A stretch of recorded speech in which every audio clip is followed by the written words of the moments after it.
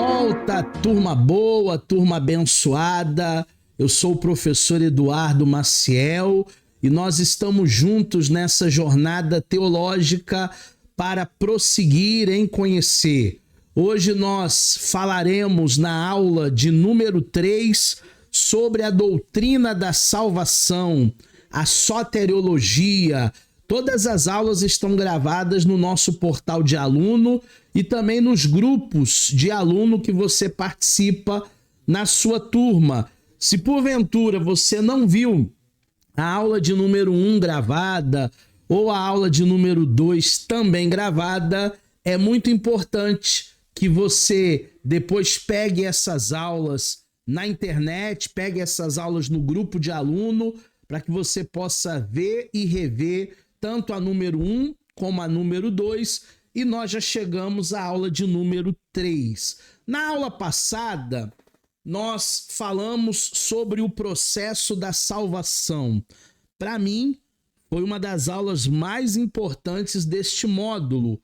Falamos que o processo da salvação começa com a restauração, com a regeneração, depois vem a conversão, né? Não é o contrário. Primeiro a pessoa é restaurada, regenerada para depois se converter, e não o inverso. Depois a adoção ou a filiação, a justificação, a reconciliação, a santificação, e cada um desses pontos aí nós falamos com detalhes na aula passada. Inclusive, tivemos até muitos versículos bíblicos. Então, assistam essa aula de número 2. E ainda no processo de salvação, nós falamos de redenção, perseverança dos santos e fechamos esse assunto com a glorificação. Foi uma aula muito satisfatória, foi uma aula muito salutar, foi uma aula muito boa. Também nós falamos sobre a necessidade da salvação. Se não houvesse o pecado original, se Adão não tivesse jogado e colocado tudo a perder, nós não precisaríamos estar aqui falando do Salvador, que é Cristo, falando da salvação. A necessidade da salvação, ela vem por causa de uma demanda de pecado original. Também falamos sobre as consequências do pecado. Falamos de morte física, morte espiritual, falamos da separação de Deus, do afastamento do bem. Falamos que o pecado traz uma carga pesada para o ser humano, além de escravizar. Tudo isso debatendo, teologando com bastante detalhes na aula anterior.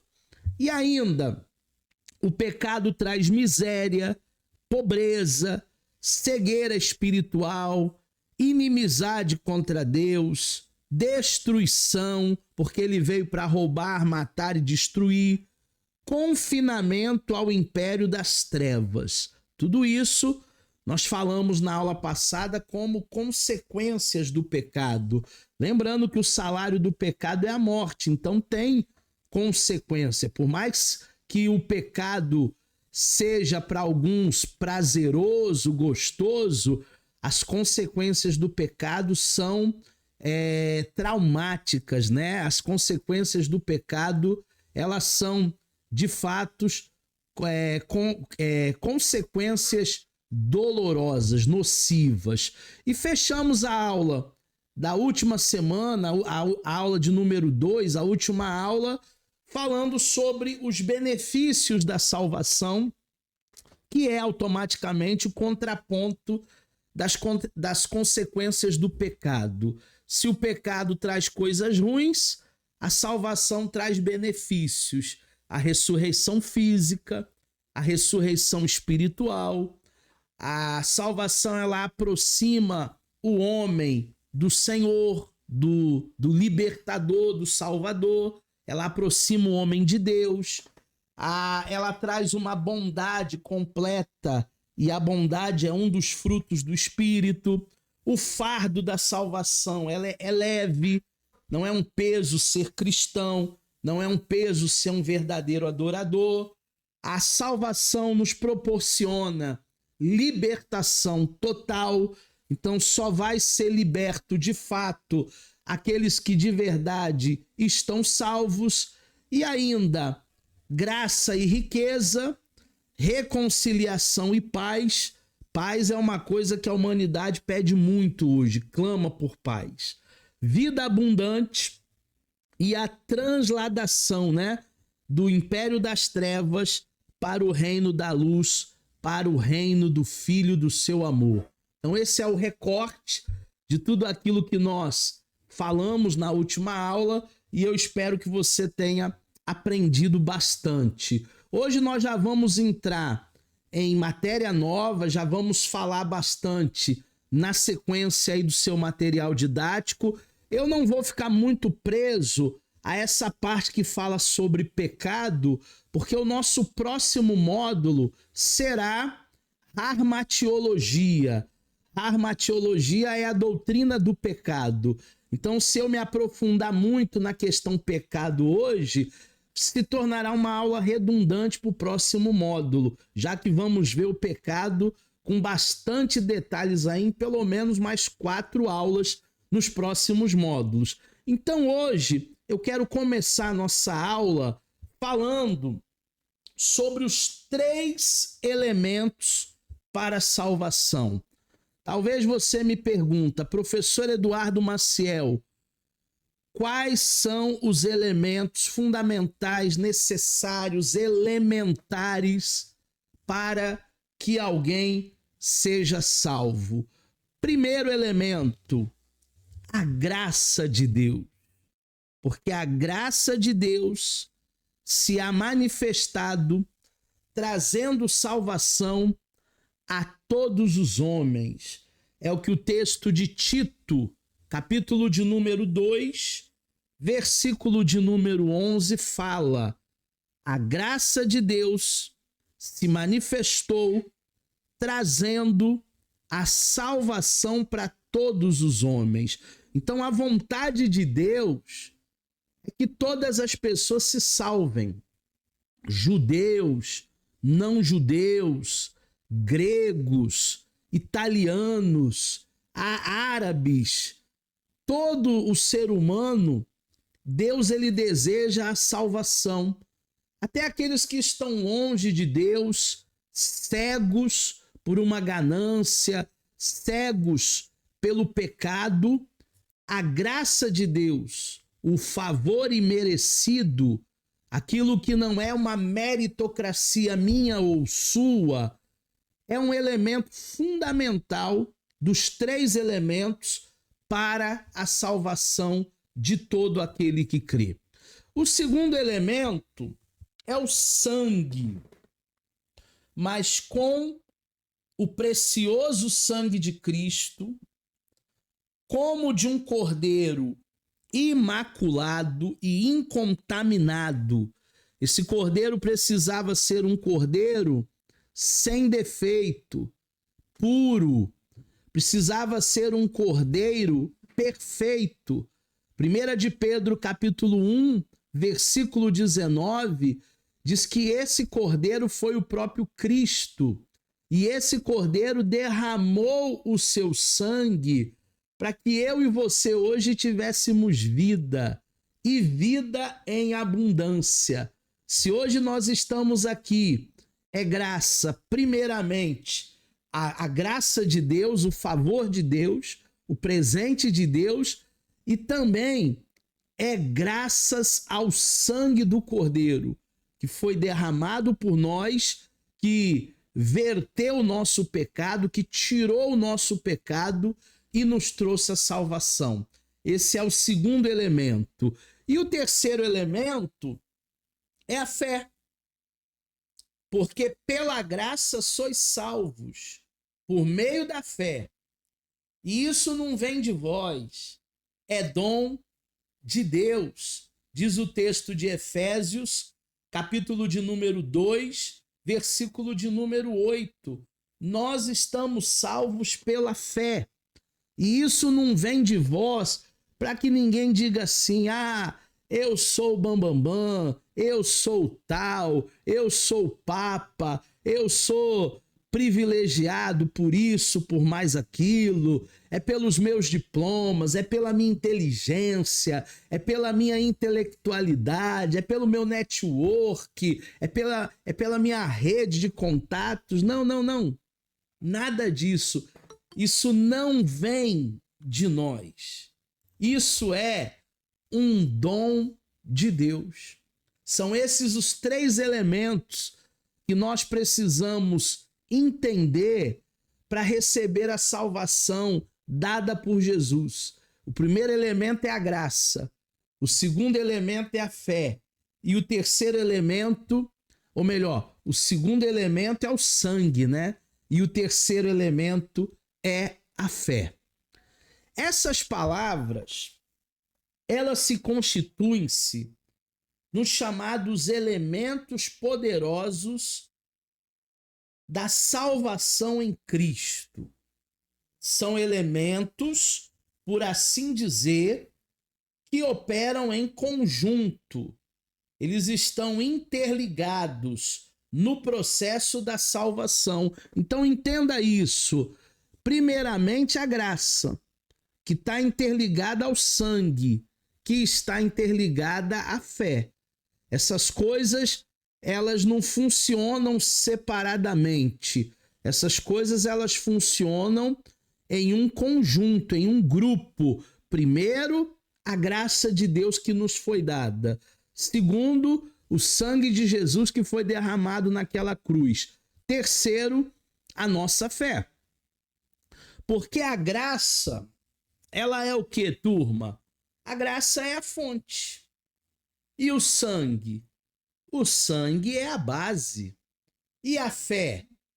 A fé é o meio, é a condição para a salvação. Então a gente precisa destrinchar muito bem esses 3 elementos, porque um é a fonte, que é a graça, uma fonte inesgotável. O segundo é o sangue, que é a base. Se não fosse o sangue de Cristo, todos nós estaríamos perdidos. E o terceiro é o meio, é a condição para a salvação. Qual é o meio? Qual é a condição? O que eu preciso para ser salvo? A fé. Então, quando entendemos a graça de Deus como fonte, o sangue de Cristo como base e a fé como meio, nós entendemos o plano da salvação. A graça de Deus como fonte da salvação é que Deus intentou salvar o homem dos seus efeitos e das consequências do pecado. Quais foram as consequências do pecado? Em geral aqui, né, em linhas gerais, o homem ele foi descaracterizado do Criador. O homem ele foi descaracterizado de Deus. Deus é o Senhor e fez o homem perfeito. Adão era perfeito, Eva era perfeita, mas a partir do momento que o pecado entra, o pecado começa a contaminar, o pecado começa a destruir, o pecado começa a descaracterizar o homem da sua perfeição divina. O imago Dei, a imagem e a semelhança de Deus. É por isso que o nosso inimigo, o inimigo de nossas almas, ele detesta o ser humano, ele odeia o ser humano. Porque todas as vezes que ele olha para o ser humano, ele vê um ser que Deus criou. E ele luta, ele batalha, ele faz de tudo para roubar, para matar, para destruir o ser humano, para tirar as qualificações de Deus do ser humano. Os efeitos, as consequências do pecado. Mas como isso poderia fazê-lo? Qual é o plano e o meio para redimir o homem que estava sujo no lamaçal do pecado? Foi então que Deus, através de sua graça, graça irresistível, graça maravilhosa, elabora o plano de salvação para o homem perdido. Então Deus, ele tinha um plano B. Quando Adão e Eva acabam comendo do fruto que não deveriam ter comido, Deus, ele não é pego de maneira desprevenida. Deus, ele não disse, né, igual os atores lá daquele seriado que tinha antigamente, o Chapolin. Oh, e agora, quem poderá me defender? Não. Deus, ele já tinha o plano da salvação instituído para nós. E a graça é a fonte da nossa salvação. É uma fonte inesgotável, porque não é pelos nossos méritos ou por aquilo que a gente faz para Deus. Até porque, se eu entrar num pensamento compensatório de que eu tenho que trabalhar muito para Deus por aquilo que Deus fez por mim na cruz, eu não tenho como pagar, eu não tenho como compensar. É pela graça, não é pelos nossos méritos. É porque Ele de verdade nos amou primeiro e nos presenteou. No grego, a palavra graça é charis. É, na verdade, a base, né, de carismas. Carismas vem dessa raiz aí, que significa o favor imerecido, significa o cuidado, a ajuda graciosa, significa a benevolência do Senhor. E há dois grandes tesouros aqui inseridos no bojo graça de Deus. Duas coisas que, quando falamos em graça, a gente não pode negligenciar, a gente não pode esquecer. Primeiro é o amor. João 3,16 vai dizer assim: porque Deus amou o mundo de tal maneira que deu seu Filho unigênito, era o único filho. E nós falamos isso semana passada, na parte de filiação e adoção. O seu unigênito, o unigênito do Pai, para que todo aquele que nele crê não pereça, mas tenha vida eterna. Não é existência eterna, é vida eterna. Existência eterna todo ser humano vai ter, com Deus ou sem Deus, no céu ou no inferno. Todo mundo vai ter existência eterna. Agora, vida, zoe, a própria vida de Deus em nós, são aqueles que receberam da graça. E a graça, ela é constituída de justiça. Em segundo lugar, já falamos do amor, vamos falar agora da misericórdia. Deus, ele foi muito misericordioso com a humanidade, porque a humanidade estava morta em seus delitos e pecados. E mesmo assim, Deus nos amou. Mesmo assim, Deus foi misericordioso conosco. A misericórdia, ela está ligada à compaixão, ela está ligada à comiseração. A misericórdia está ligada à piedade. A misericórdia, ela está ligada a mutualidades. Como assim? Eu fazer com os outros aquilo que eu gostaria que fizessem comigo. Eu plantar coisas boas na sua vida para que eu possa colher coisas boas na minha vida. Eu não sei se você, em algum momento da sua vida, já foi enganado, já foi ludibriado. Eu não sei se em algum momento da sua vida te passaram para trás. Ninguém gosta de ser passado para trás. Ninguém gosta de ser enganado, ludibriado. Mas para que isso não aconteça outras vezes na minha vida, eu também não posso enganar ninguém. Eu também tenho que ser honesto. Eu também preciso cumprir a lei dos homens. Não é só a lei de Deus. Ah, mas eu já estou cumprindo a lei de Deus, professor. Legal. Não é nem para ser louvado isso, nem elogiado. É nossa obrigação. Cumprir a lei dos homens e cumprir a lei de Deus. Entendendo a graça com amor. Entendendo a graça com misericórdia. São dois tesouros inseridos aí no charis, que é, na verdade, o carisma, né? A graça, o presente, a benevolência. A graça divina, ela é operada pelo seu amor e pela sua misericórdia. Nós precisamos usar de misericórdia e de amor para com todos. Até quem não merece, até quem não merece. Tem gente que não merecia, mas é pela graça. Tem gente que não merecia, mas é pelo amor. Tem gente que vale tanto como se fosse uma nota aí de R$3. Mas pela graça, pelo amor, eu suporto.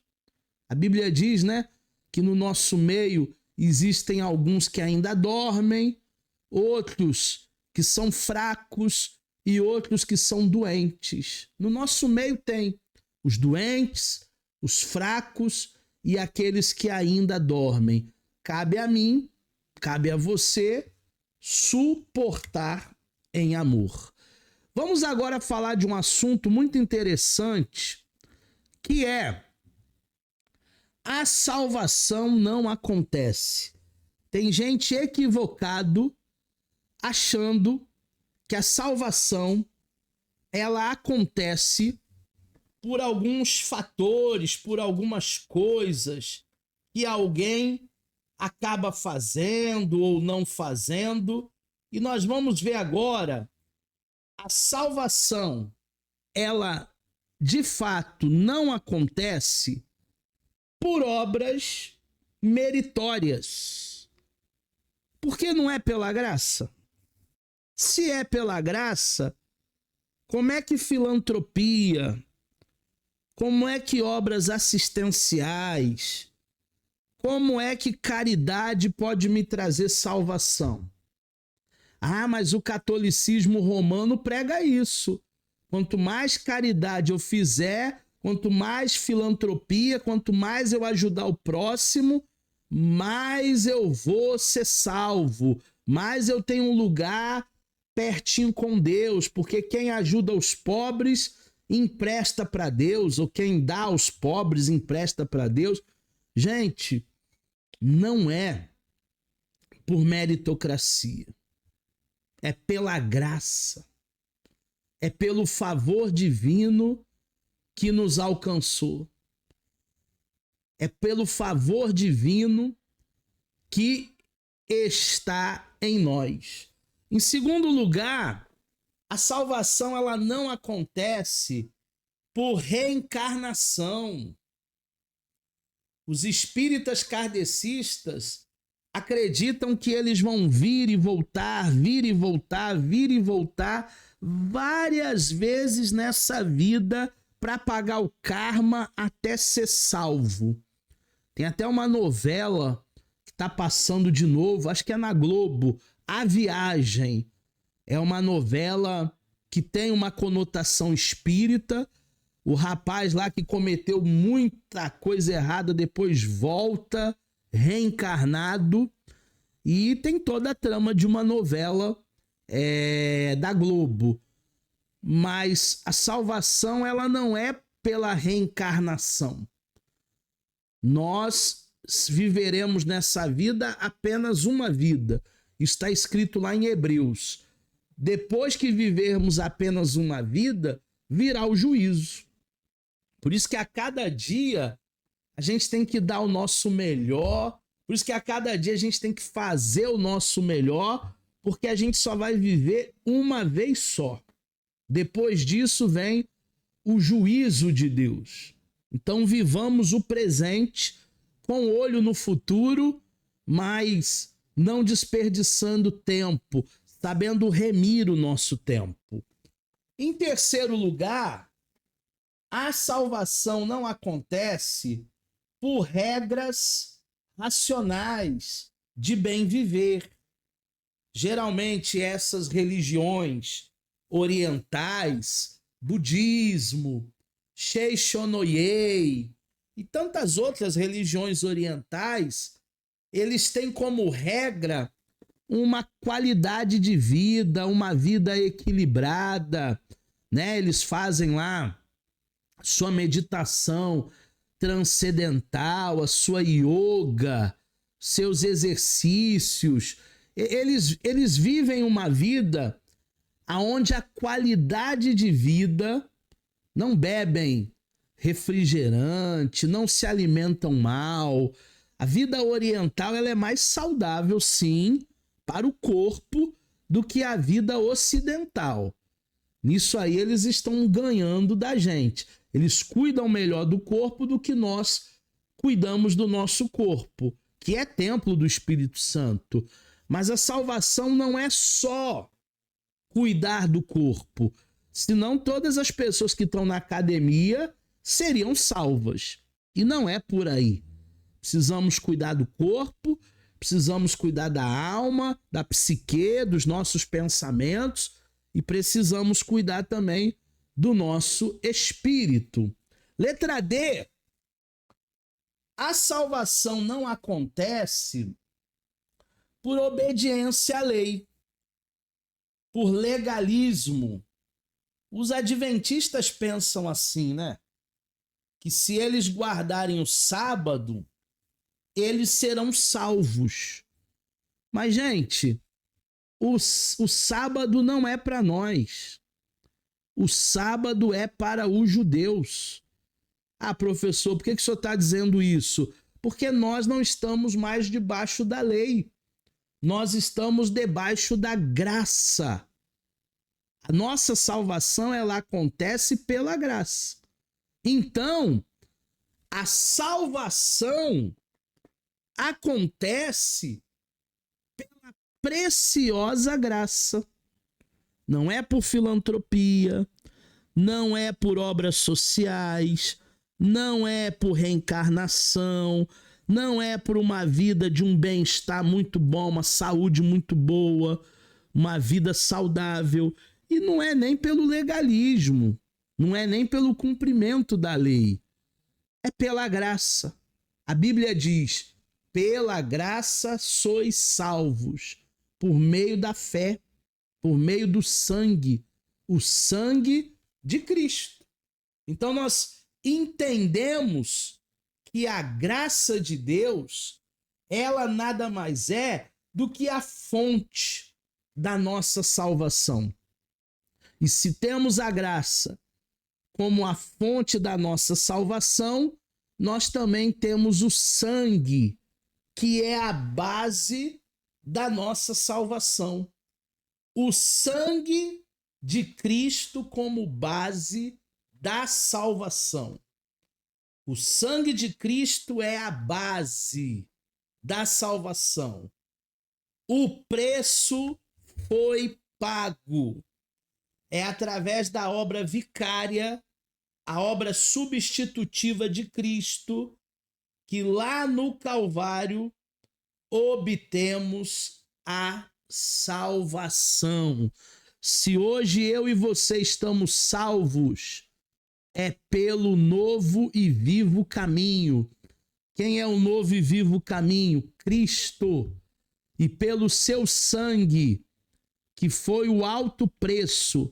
Nós falamos também na última aula sobre o preço alto. Ninguém dá R$100 numa dúzia de banana.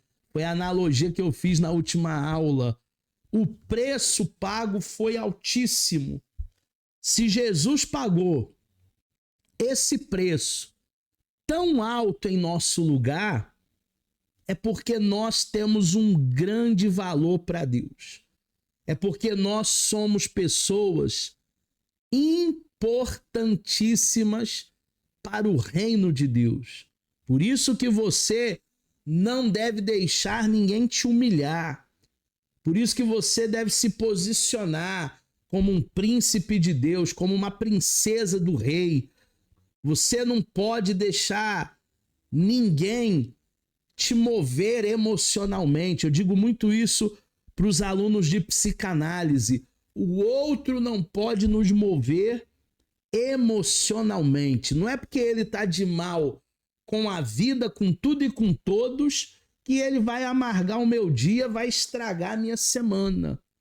Porque nós já estamos lavados, já estamos remidos com o sangue de Jesus. É a nossa base de salvação. A salvação é a obra perfeita, sacrificial e aceitável diante da justiça divina. Perfeita, sacrificial e aceitável.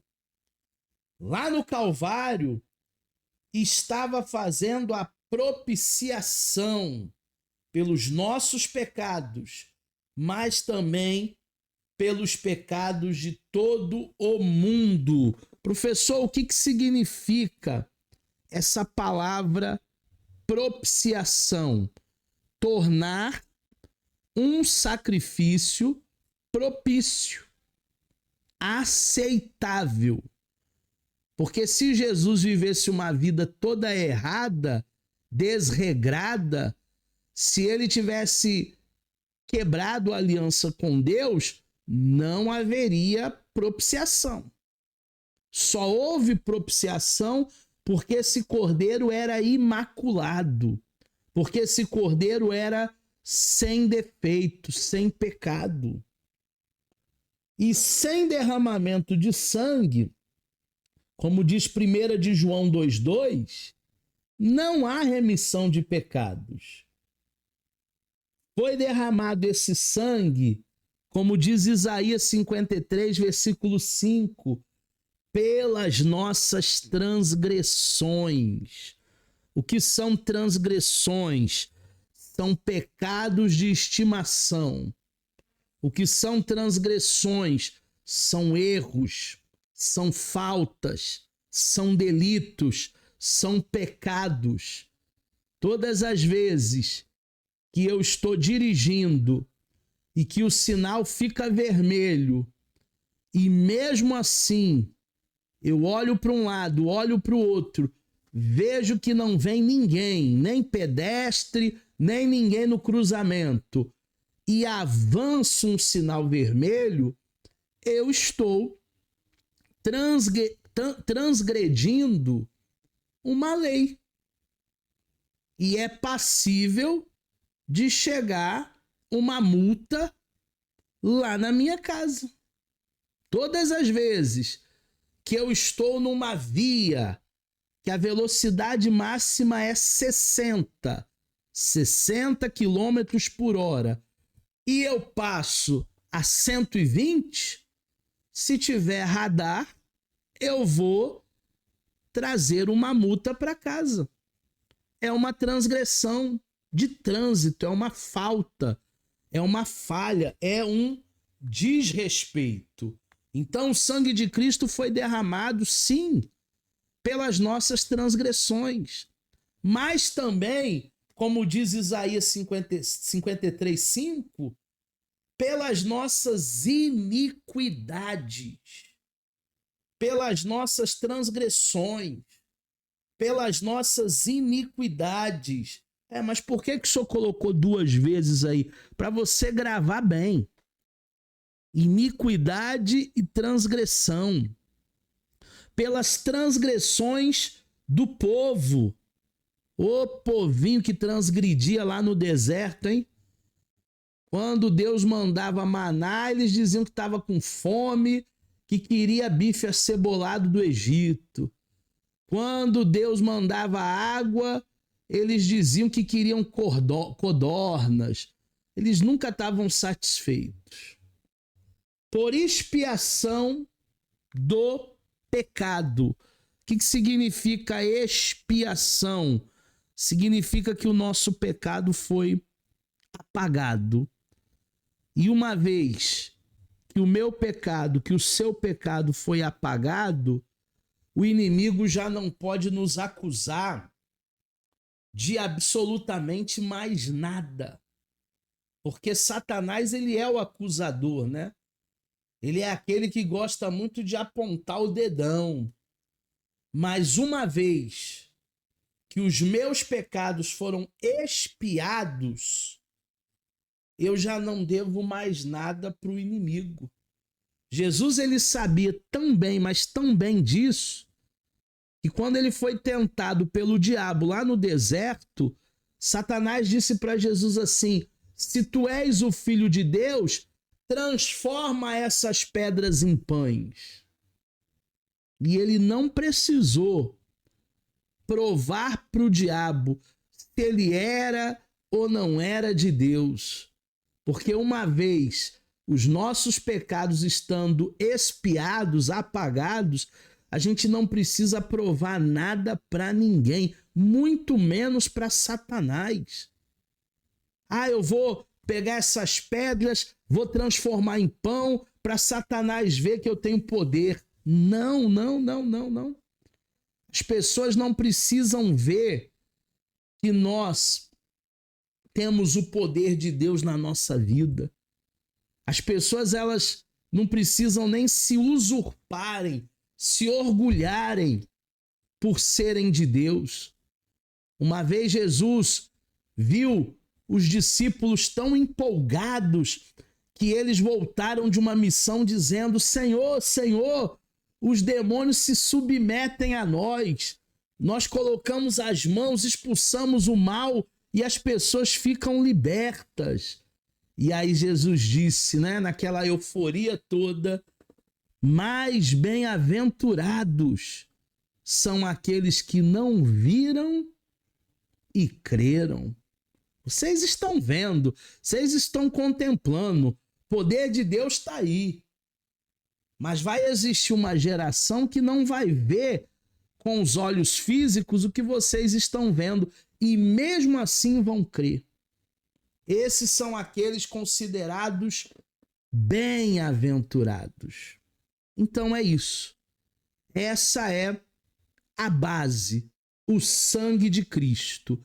E a condição?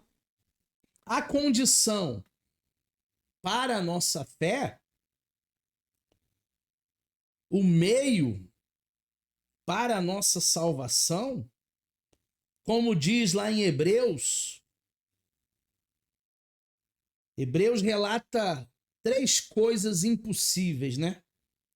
Primeira coisa impossível: sem derramamento de sangue não há remissão de pecado. Por isso que Jesus teve que morrer na cruz. Hebreus 9, 22. A segunda coisa impossível: sem o sangue é impossível o acesso a Deus. Então, se não fosse o sangue de Cristo, eu e você não teria acesso a Deus. Por isso que o véu foi rasgado de alto a baixo. Terceira coisa: sem fé. Sem fé é impossível agradar a Deus, aproximar-se de Deus. Hebreus 11:6 diz: porque aquele que diz que tem fé precisa reconhecer que Deus existe e que é galardoador, recompensador daqueles que o buscam. Salvação não acontece na vida de ninguém se não tiver um meio, se não tiver uma condição. E esse meio, essa condição, nós chamamos de fé. Fé é uma coisa muito pessoal, diferente de religião, diferente de teologia. Você pode ter fé em determinadas coisas que eu não tenho. E vice-versa. Eu posso ter fé em outras coisas que você ainda não tem. Fé é uma coisa muito pessoal. Fé é uma coisa muito íntima. Não existe transplante de fé. Não existe transmissão de fé. Não tem como eu estender a mão para vocês aqui agora e dizer assim: receba um pouquinho da minha fé. Não. A fé ela vem por ouvir e ouvir pela palavra. Quanto mais eu ouvir pela palavra, mais eu terei fé. É uma coisa íntima, é uma coisa pessoal, é uma condição para salvação, é um meio. Sem fé é impossível ser salvo. Não há como alguém ser salvo se esse alguém ainda não tem fé. Portanto, Deus providenciou o plano de restauração e de redenção do homem. Vimos essas duas coisas na última aula, restauração e redenção. Concretizou através do Calvário por Jesus Cristo e deu ao Espírito Santo para o convencimento. Quem convence o homem do pecado, da justiça, do juízo, é o Espírito Santo. Ah, mas eu quero pegar a Bíblia e botar a Bíblia goela abaixo desse incircunciso. Não é assim. Não adianta. É pela fé. E quem convence é o Espírito Santo. Colocou ao nosso alcance. Agora, basta usar o meio. Qual é o meio? Qual é a condição? A fé. Para apropriar-se do sangue, que é a base, a fim de chegar à fonte, que é a graça, e obter a salvação de Cristo Jesus. Gente, eu não vejo dificuldade aqui para ser salvo. Porque tem alguém que vai dizer assim: ah, ser salvo é muito difícil, ó, é penoso, é muito complicado. Salvação não é mole não é para os fracos não. Gente, eu não vejo dificuldade na salvação. Assim como eu também não vejo dificuldade para alguém que não quer ser salvo. Se alguém nasceu nesse mundo, porque todos pecaram e destituídos estão da glória de Deus, o que ela faz para ir para o inferno? Nada. O que ela faz para perder a salvação? Nada. Só pelo ato de nascer, você já está condenado. Eu já estava condenado. Nós só não estamos mais condenados por causa da graça, do sangue e da fé. Se não fosse a graça, se não fosse o sangue, se não fosse a fé, nós estaríamos perdidos. Vamos falar agora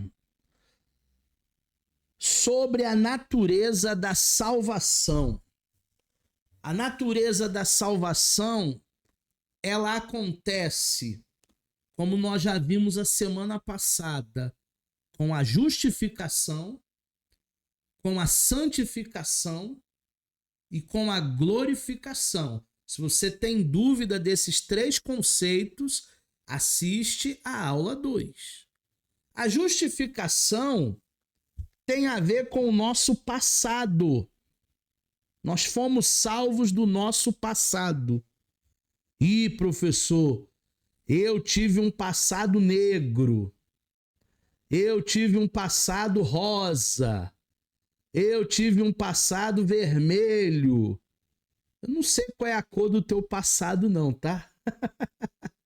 Se foi negro, se foi rosa, se foi vermelho, eu não sei.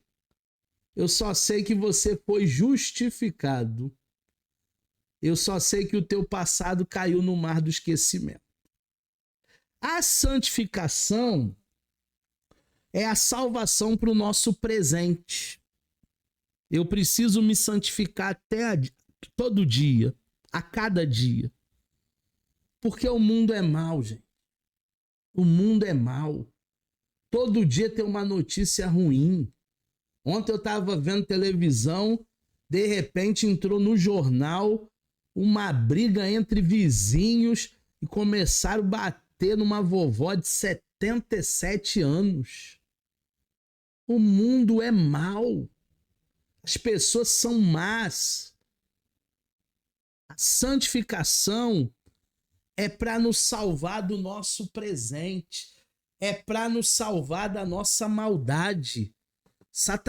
Deus não quer salvar você do Satanás, não. Deus quer salvar você da humanidade. A humanidade, ela é má. A humanidade, ela é má. Nós somos maus. A gente precisa de santificação. E a glorificação, que vai ser o último estágio, que nós receberemos um corpo glorificado, sem ruga, sem marca, sem deficiência, é a salvação do nosso futuro. Então esse é o conceito e a natureza da salvação. Existe um conceito jurídico quando nós entendemos a justificação. A justificação dentro de um conceito jurídico, advocatício, é declarar o justo o culpado.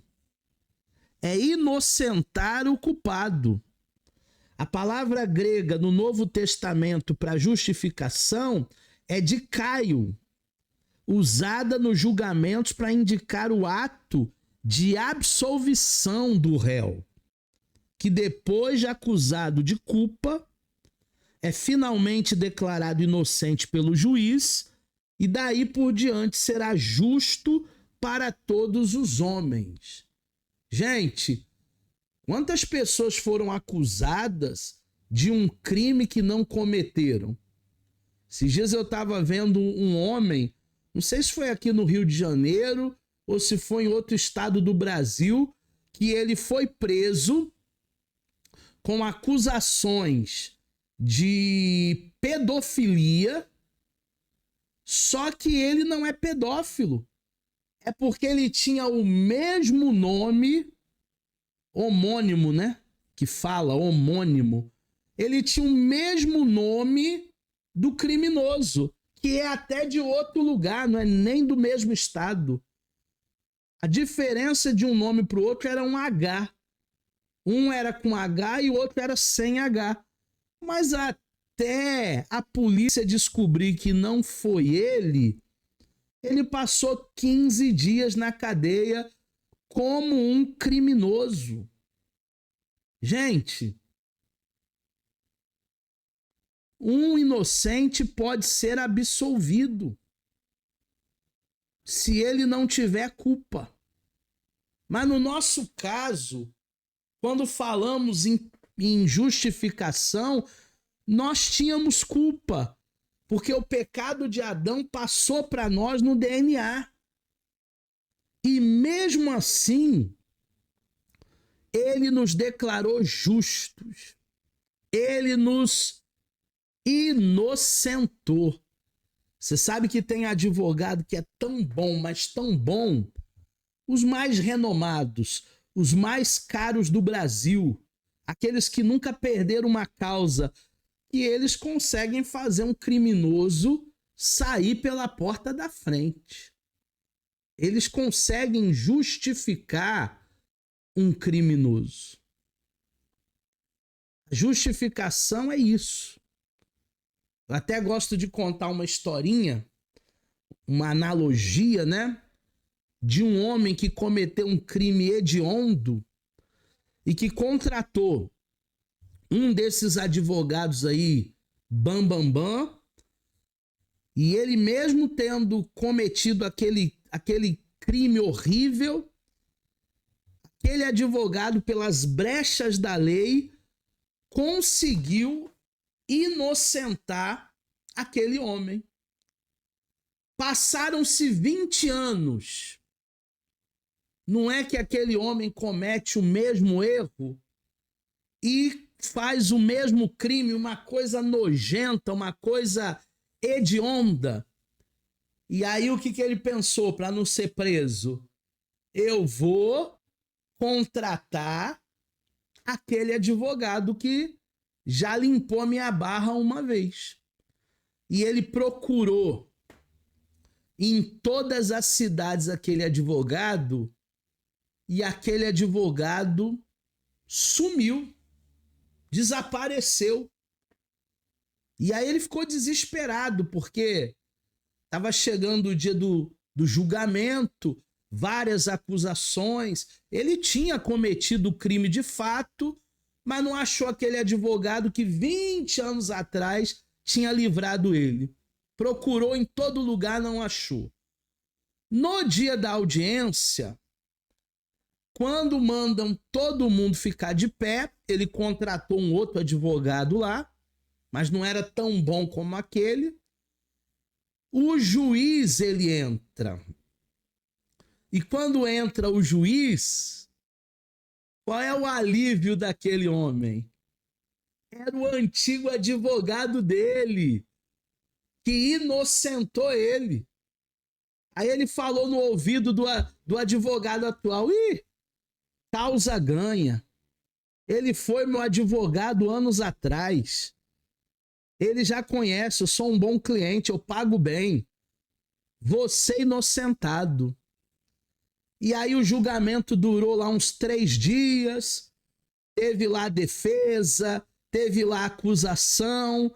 Depois de 3 dias de julgamento por aquele crime asqueroso, horrendo, vem a sentença. E a sentença foi 30 anos de cadeia para aquele homem. E ele não entendeu nada. Ué, como é que pode? Há 20 anos atrás, o senhor me inocentou e agora, 20 anos depois, o senhor me condena? E aquele juiz vira para ele e diz assim: na época, eu era seu advogado. Hoje, eu sou o juiz. Qual é a analogia aí, professor? Hoje nós temos um advogado fiel, o Senhor Jesus. E se confessarmos os nossos pecados, ele é fiel e justo para nos perdoar. Mas amanhã, no grande dia, ele não vai ser advogado mais não. Ele vai ser o juiz. Por isso que a nossa vida tem que estar em Deus. A nossa vida tem que ser íntegra. Por isso que a nossa vida tem que estar no altar de Deus. Porque hoje ele é advogado. Hoje ele perdoa os meus pecados, os seus pecados. Mas amanhã ele vai ser o juiz. Deu para entender?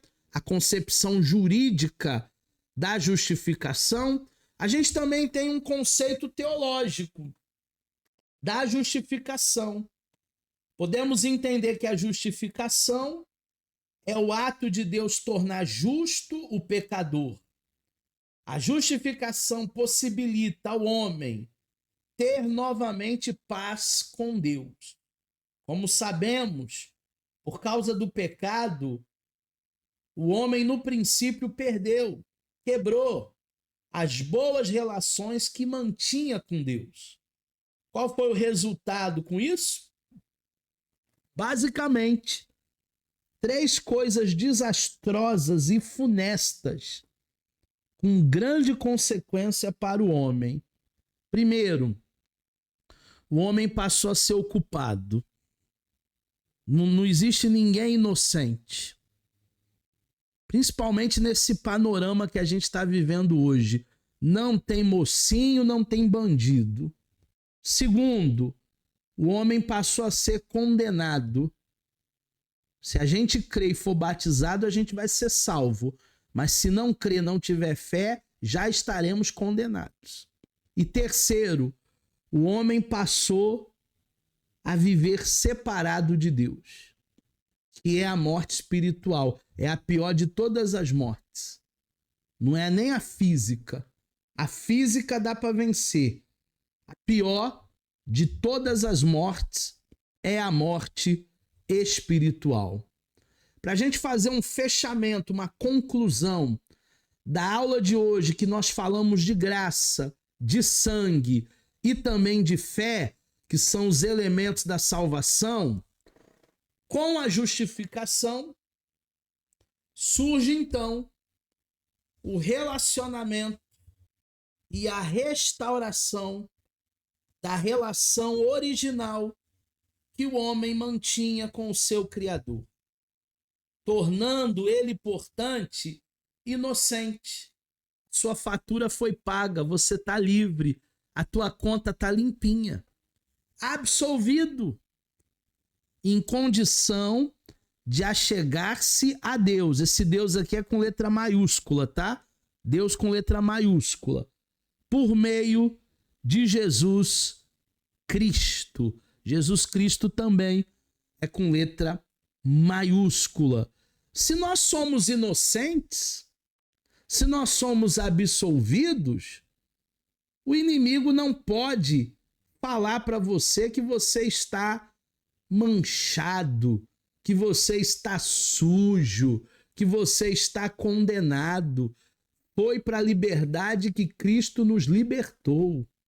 Conhecereis a verdade e a verdade vos libertará. Como canta o Fernandinho, eu sou livre de toda culpabilidade, eu sou livre de todo pecado. Hoje você é inocente, hoje você está absolvido, hoje você está livre de toda a condenação do inferno. Aqui estão as minhas redes sociais. Se você tiver qualquer dúvida, é só você me acionar em qualquer uma dessas redes e eu terei o maior prazer para tirar todas as dúvidas de você.